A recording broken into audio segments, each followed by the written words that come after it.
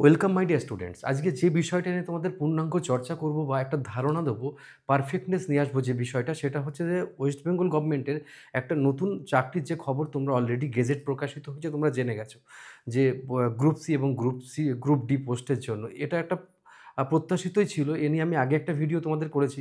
তো এখন কথা হচ্ছে যে এই যে চাকরির পরীক্ষাতে কম্পিটিশন কিন্তু টু মাচ কম্পিটিশন, অত সহজ নয় কিন্তু।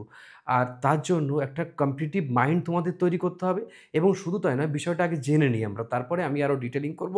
একটার পর একটা আমি আলোচনা করব বিষয়ভিত্তিক। চলো, আমি প্রথমেই যেটা নিয়ে তোমাদের সঙ্গে কথা বলবো সেটা হচ্ছে যে স্টাফ সিলেকশন কমিশন নয়, এটা হচ্ছে স্কুল সার্ভিস কমিশনের যেটা গ্রুপ সি অ্যান্ড ডি যে নিয়োগ 2025-এর, সেই নিয়োগের গেজেট অলরেডি প্রকাশিত। তাতে অনেক কিছু এজেন্ডা, অনেক কিছু বলা হয়েছে, তত কিছু একসঙ্গে ডিসপ্লে করে দেখালে তোমরা বুঝতে পারবে না। তাই আজকে আমি কি করেছি, টোটাল বিষয়টাকে একটা কংক্রিট জায়গায় নিয়ে আসার চেষ্টা করেছি, যেটা করলে তোমার উপকারে লাগবে এবং তুমি ব্যাপারটা বুঝতে পারবে আফটার অল। দেখো, যেসব পদে নিয়োগ হবে, 3টে পদে এখানে নিয়োগ হবে। একটা হচ্ছে লাইব্রেরিয়ান পদে নিয়োগ হবে, একটা ক্লার্ক পদে নিয়োগ হবে, আর একটা গ্রুপ ডি পদে। দেখো, লাইব্রেরিয়ান পদের জন্য গ্র্যাজুয়েট থাকবে এবং তার লাইব্রেরি সায়েন্সের তাকে মানে স্নাতক হতে হবে। শুধু তাই নয়, আর তার বয়স 40 বছর ম্যাক্সিমাম আর মিনিমাম 20 বছর। এসসি, এসটি, ওবিসিদের জন্য প্রত্যেকটা জায়গায় কিন্তু ছাড় আছে। ওয়েস্ট বেঙ্গলের চাকরির এই একটা ভালো গুণও বলতে পারো, ভালো একটা খারাপ গুণও বলতে পারো, যে বয়সের রেঞ্জটা অত্যাধিক বেশি। এটা একটা কন্ট্রোভার্সিয়াল ম্যাটার, এটা আমি যাব না। তো তারপরে দেখো, ক্লার্ক পোস্টের পাস যেটা, সেটা হচ্ছে 18 থেকে 40 বয়স, আর মাধ্যমিক পাস করতে হবে, ঠিক আছে? আর কম্পিউটার নলেজ থাকতে হবে, সে ব্যাপারটা ম্যান্ডেটরি এখানে দেখায়নি। আর গ্রুপ ডি পোস্টের জন্য ক্লাস 8 পাস হতে হবে এবং তার বয়স হতে হবে 18 থেকে 40 বছর। এটা হচ্ছে বেসিক ইনফরমেশন। এবার আমি পরের পেজগুলোতে চলে যাব ডিটেলিং করার জন্য। দেখো, এবার এসসি, এসটি, ওবিসি এই বিষয়টা নিয়ে একটা কংক্রিট ধারণা এবার গেজেটে দেওয়া হয়েছে। যেটা দেওয়া হয়েছে সেটা হচ্ছে ক্লিন করে, যে পশ্চিমবাংলার থেকে ইস্যু করা যে সার্টিফিকেটগুলো আছে, সেগুলোই কিন্তু এই এসসি, এসটি, ওবিসি, পিএইচ ক্যান্ডিডেটদেরকে বিবেচিত হবে। অন্য কোনো স্টেটের বসবাসকারী বা তারা যদি ফর্ম ফিল আপ করে এখানে, সেক্ষেত্রে কিন্তু তারা ইউআর ক্যান্ডিডেট হিসেবে ধরা হবে। পরিষ্কার কথা কিন্তু এটা, যে ওয়েস্ট বেঙ্গল থেকে ইস্যু করা যে সার্টিফিকেটগুলো, সেগুলোই কিন্তু এখানে অথেন্টিক হবে, বাকিগুলো অথেন্টিক হবে না। এটা একটা ইস্যু ছিল, আমি তোমাদেরকে জানিয়ে দিলাম। এবার দেখো, লাইব্রেরিয়ান যে পদ, সেই পদের রিক্রুটমেন্ট প্ল্যান বা সিস্টেমটা কীরকম রাখা হয়েছে। লিখিত পরীক্ষা রাখা হয়েছে 75 মার্কস। এটা কিন্তু তোমার ওএমআর বেস পরীক্ষা হবে, ঠিক আছে? শিক্ষাগত যোগ্যতার জন্য 15 এবং অভিজ্ঞতার জন্য 10। একটা আমূল পরিবর্তন করা হয়েছে। এখানে কিছুটা খারাপ দিক আমি লক্ষ্য করছি, যেগুলো হচ্ছে যে এই অভিজ্ঞতার ব্যাপারটা এখানে নিয়ে আসা হয়েছে। এগুলো সম্পূর্ণ গুপি কেস কিন্তু। গুপি কেস মানে এর মধ্যে কিন্তু সাপ ব্যাং অনেক কিছু থাকবে, যার মধ্যে দিয়ে নতুন বা ফ্রেশার ক্যান্ডিডেটদের কপাল পোড়ার চান্স কিন্তু থাকছে। এটা একটা বিষয় ব্যাপার। এবার প্রশ্ন উঠতে পারে, তাহলে যারা অভিজ্ঞতা আছে তাদের কেন?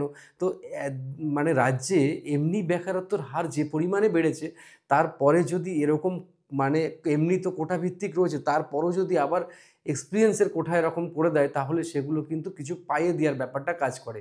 যাই হোক, এটা আমার মানে মনে হয়েছে, তাই সেটা তোমাদেরকে জানালাম আমি। ঠিক আছে? শিক্ষাগত যোগ্যতা 15 আর অভিজ্ঞতা হচ্ছে 10। প্রতি বছরের 1 নম্বর, সর্বোচ্চ 1 নম্বর জন্য দেওয়া হবে। আর সর্বোচ্চ 5 বছরের অভিজ্ঞতা গ্রান্ট করা হবে, সেখানে 5 নম্বর, ঠিক আছে? আর সাক্ষাৎকারে অংশগ্রহণ বাধ্যতামূলক, সেখানে 10 মার্কস থাকবে, ঠিক আছে? এরকম। এবার আমি আসছি কেরানি পদের জন্য কি বলা হয়েছে, দেখা যাক। কেরানি পদের জন্য বলা হয়েছে লিখিত পরীক্ষার 60 মার্কস থাকবে, একাডেমিকে 10 থাকবে, আর এক্সপিরিয়েন্সে থাকবে 5, ইন্টারভিউতে থাকবে 10 এবং কম্পিউটার এফিসিয়েন্সিতে 15 নম্বর থাকবে। এটা একটা লেন্দি সিস্টেম আছে, কারণ কেরানি পদের জন্য কম্পিউটার এখন থেকে মাস্ট। এখন থেকে যে আগেকার আমলে সেই মেকানিক্যাল টাইপ, সেগুলো নয়, এখন কিন্তু কম্পিউটার ভিত্তিক ব্যাপারগুলোকে গুরুত্ব দেওয়া হচ্ছে, ঠিক আছে? আমি এসব ব্যাপারে আমি আসবো, এরপরে আরও ডিটেলিং করব যে কী বিষয়গুলো। গ্রুপ ডির জন্য লিখিত পরীক্ষা 40 মার্কস, আর এক্সপিরিয়েন্স সেটা হচ্ছে 5, আর ইন্টারভিউয়ের জন্য 5 নম্বর। এইগুলো গেল সব কিন্তু লিখিত পরীক্ষা বা পরীক্ষার সিস্টেমের মধ্যে, প্যাটার্নটার মধ্যে গেল। এবার আমি আসবো, আরও একটু ডিটেলিং করব, সেটা হচ্ছে যে ইন্টারভিউ বোর্ডের নিয়মটা কী হবে, এটাও জানা দরকার। কারণ পশ্চিমবাংলায় বিভিন্ন পরীক্ষার ক্ষেত্রে বিভিন্ন জালিয়াতি অনেক সময় লক্ষ্য করা গেছে। শুধু তাই নয়, টিল ডেট তা নিয়ে অনেক চর্চা, অনেক কেস কিন্তু চলছে। সেই জায়গা থেকে একটু ধোঁয়াশা মুক্ত হওয়ার জন্য একদম নিট অ্যান্ড ক্লিন করে দেওয়া হয়েছে যে কী কী বিষয়টা জোর দেওয়া হবে সেখানে। দেখো, সেখানে বলা হয়েছে যে ইন্টারভিউ বোর্ডের নিয়ম, আঞ্চলিক কমিশনের একজন, মানে এটা লাইব্রেরিয়ান পোস্টের জন্য, আঞ্চলিক কমিশনের একজন প্রতিনিধি সেখানে হাজির রাখতে হবে এবং গ্রন্থাগার বিজ্ঞানের একজন অভিজ্ঞ ব্যক্তি সেখানে কিন্তু থাকবেন। আর কমিশনের মনোনীত একজন গ্রন্থকারী তিনি কিন্তু ওখানে থাকবেন। তার মানে এই ৩ জন মিলে তোমার ইন্টারভিউটা নেবে। আর কেরানির পদের জন্য দেখো একজন প্রধান শিক্ষক থাকবেন, ক মানে অবশ্যই চয়েস থাকবে কমিশনের। আর ১০ বছরের অভিজ্ঞতা সম্পন্ন একজন অ্যাডমিনিস্ট্রেটর যারা বিভিন্ন প্রশাসনিক ডিপার্টমেন্টে কাজ করেছে এমন একজন লোককে রাখা হবে। আর কম্পিউটার অভিজ্ঞতা সম্পন্ন একজন ব্যক্তিকে রাখা হবে যাতে কম্পিউটার সংক্রান্ত কোয়েশ্চেন জিজ্ঞেস করতে পারে সেই জন্য। এবার আসছি গ্রুপ ডি পোস্টের জন্য কাদের রাখা হয়? একজন প্রধান শিক্ষক বা প্রধান শিক্ষিকাকে রাখা হবে, অবশ্যই কমিশনের মনোনীত। আর ৫ বছরের অভিজ্ঞতা সম্পন্ন একজন বিশ্ববিদ্যালয়ের কর্মকর্তা থাকবে আর সহকারী অধ্যাপক একজন থাকবে। তারাই গ্রুপ ডির ইন্টারভিউটা নেবে। এখন এইবার আমি আসবো যেটা হচ্ছে যে এবার আমাদের কথায় একটু আসি, সেটা হচ্ছে তপোবন থেকে যেটা করা হয়েছে সেটা কিন্তু একটা ব্যাচ অলরেডি লঞ্চিংয়ের বলে দেওয়া হয়েছে। সেটাতে আমরা লাইভ ক্লাস তোমাদেরকে করাবো আর কিছু কিছু রেকর্ডেডও ক্লাস করাবো সেগুলো, এবং সেগুলো একটা অথেন্টিসিটি নিয়ে আমরা করাবো, ঠিক আছে? এই নিয়ে জানো তোমরা আমরা বেশি প্রচার কখনোই করি না। যারা স্টুডেন্ট তপোবন থেকে যে হাজারো হাজারো ছেলেমেয়ে চাকরি পায় তাদের পরিবার থেকেই আসে কিন্তু আমাদের তপোবনের স্টুডেন্টরা। আর এটা সম্পূর্ণ অনলাইনে ক্লাসটা হবে। তোমরা যোগাযোগ করতে চাইলে যে আমাদের নাম্বারটা আছে 8820022385, আরেকটা নাম্বার হচ্ছে 9681026768।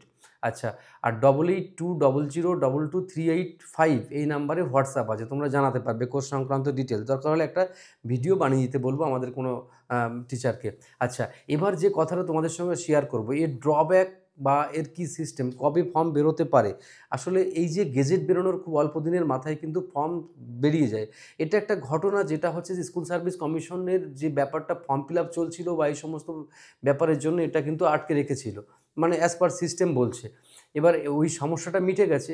এইবার যেটা কথা হচ্ছে খুব তাড়াতাড়ি আজকাল পরশুর মধ্যে হয়তো ফর্ম বেরিয়ে যাবে, এবং অ্যাডভার্টাইজমেন্ট বেরোনোর পরে তোমার ফর্ম ফিল আপ কমপ্লিট হয়ে যাবে। এবার কথা হচ্ছে লড়াইটা কিন্তু চরমতম লড়াই হতে যাচ্ছে। এটা আমি কোনো রকমভাবে রাগ টাগ রেখে বলছি না, এটা একটাই কারণ, সেটা হচ্ছে যে এই যে অভিজ্ঞতা ঢুকিয়ে দিয়েছে, এই যে মানে ক্লাসিফিকেশন কিছু চেঞ্জ করে দিয়েছে, এগুলোর জন্য কিন্তু ফ্রেশার ছেলেমেয়েদের পক্ষে একটু টাফই হতে চলেছে। আবার যদি উল্টো দিকে দেখি যারা এক্সপিরিয়েন্স সম্পন্ন আছে তারা হয়তো ততটা পড়াশোনায় উন্নত নাও হতে পারে, সেক্ষেত্রে তারা নাম্বার কমও পেতে পারে। সব মিলিয়ে এখানে একটা জিনিস খেয়াল করা যাচ্ছে, সেটা হচ্ছে যে যেমন ইম্পর্ট্যান্ট তোমার হাতে কি আছে এখানে সেটা দেখার বিষয়, সেটা তোমার হাতে অভিজ্ঞতা তোমার হাতে নেই, ও যার আছে তার আছে, তাছাড়া হবে না। আর যেটা বিষয়ভিত্তিক যেটা কথা সেটা হচ্ছে রিটেন এক্সামটা তোমার কিন্তু পরিষ্কার হাতে রয়েছে।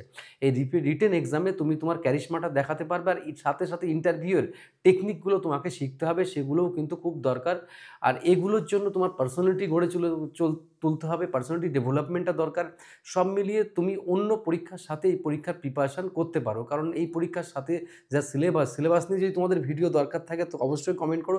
আমি সুন্দর করে সাজিয়ে গুছিয়ে সিলেবাস এবং ক্লাস তোমাদেরকে দেবো, যেগুলো তোমাদের খুব ইম্পর্ট্যান্ট হবে। অবশ্যই যদি মনে হয় তাহলে কমেন্টস করবে, তাহলে আমি তোমাদের পাশে থাকবো এবং একটা যুগান্তকারী সিস্টেম তোমাদের সঙ্গে মেনটেন করাবো, এটা আমি কথা দিচ্ছি।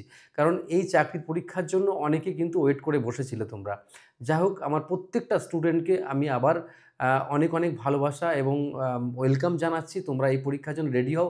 আমাদের সাথে থেকে যদি রেডি হতে চাও তাহলেও জানাবে, আমরা তোমাদের পাশে থাকবো এবং সবথেকে সেরা পারফর্ম করে আমরা তোমাদের সাথে নজির গড়ে তুলব। বেস্ট অফ লাক, খুব ভালো থেকো আর অনেক ভালোবাসা নিও। Best of luck.